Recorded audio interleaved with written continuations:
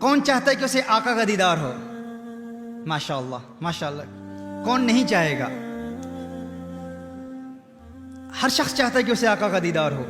ملک شام سیریا کے ہمارے ایک بزرگ ہیں، ان کی بارگاہ میں ایک شخص حاضر ہوتا ہے، عرض کرتا ہے اے شیخ مجھے کوئی ورد دیں، کوئی وظیفہ دیں کہ مجھے آقا کا دیدار ہو جائے، کونین کے والی صلی اللہ علیہ وآلہ وسلم کا دیدار ہو جائے۔ انہوں نے فرمایا کہ ایسا کرو، آج رات کا کھانا میرے گھر میں آ کر کھانا، اور انشاءاللہ تمہیں ایک ایسا نسخہ دوں گا کہ اس سے تمہیں آقا کا دیدار ہو جائے۔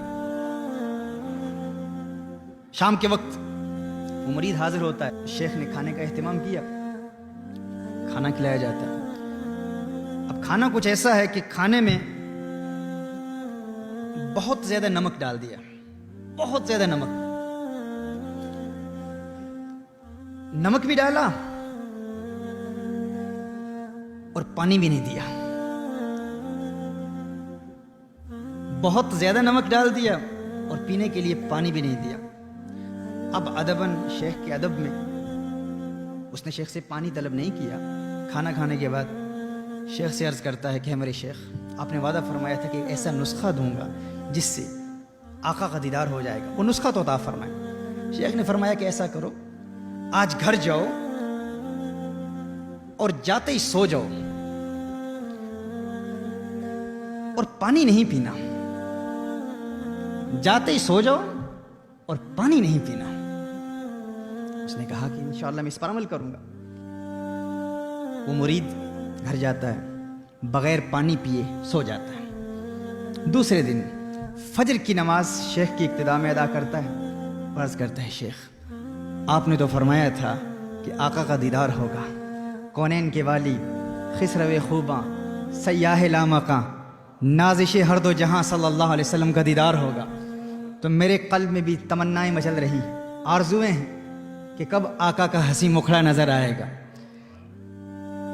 شیخ نے فرمایا تو گھر جاتے ہی فوراً سو گیا تھا؟ کہا فوراً سو گیا تھا۔ پانی پیا تھا؟ پانی نہیں پیا۔ سوتے ہوئے خواب میں کیا دیکھا؟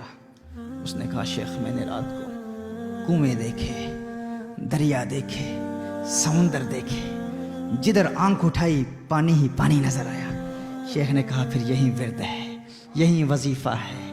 اگر تیرے دل میں پانی کی سچی تڑپ تھی، پانی کی سچی پیاس تھی، تو پانی کا حقیقی تمنائی تھا، تو چاہتا تھا پانی مل جائے، پانی کی آرزویں لے کر تیری آنکھیں بند ہو گئی تھیں، اگر پانی تیری سچی پیاس بجھانے کے لیے خواب میں آ کر دیدار کرا سکتا ہے تو آمنہ کا لال تجھے دیدار سے مشرف کیوں نہیں کرائے گا؟ تو طلب پیدا تو کر، تو آرزو پیدا تو کر، تیرے اندر خواہش پیدا تو ہو، تیرے اندر حقیقی تمنائیں مچلے تو صحیح۔ تیرے دل میں یہ تمنا ہے، یہ آرزو ہے، یہ خواہش ہے کہ تو دنیا کا حسین چہرہ بھی دیکھے۔ دنیا کے حسین چہروں کی ہمیشہ تیری آنکھیں تمنائی رہتی ہیں، اور پھر آقا کے دیدار کا تمنائی بھی ہے، آقا کے دیدار کا آرزو مند بھی ہے۔ کبھی دل کی دنیا کو پاک کر کے دیکھ، دل کی دنیا کو صاف کر کے دیکھ، تیری آنکھیں بند ہوں گی، کونین کے والی کا حسین مکھڑا تیری نگاہ کے سامنے ہوگا۔ پھر دل سے آواز آئے گی کچھ ایسا کر دے میرے کردگار آنکھوں میں ہمیشہ نقش رہے،